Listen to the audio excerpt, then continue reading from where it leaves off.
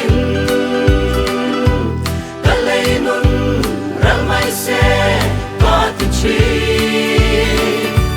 ma se lal pa mangai na onen chuan wa te in min lo som ren si amang em lal pa min shwai dan hi khi nan lem ko rom ka so lai po in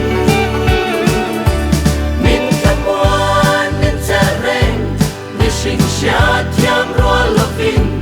ka shen nun thuk ro in van tham wan na min pe a ro re dan ro lo khen chin hi anh kim nei tu ti min sư fia tu khi na le lung ngày na lo khen som po a van mal som na a lo ni amang em lal pa min shwai dan hi khi na lem ko rom ka so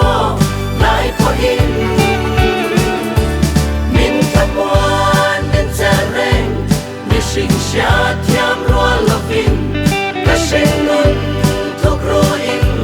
van tham wan na min pe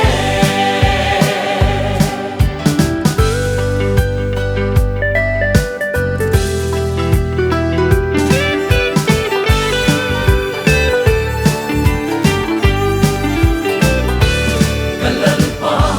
hun bitya dana swanin mi sing du thandana mi lo ve om lo wa ta oma min din tu chuan thil cho lo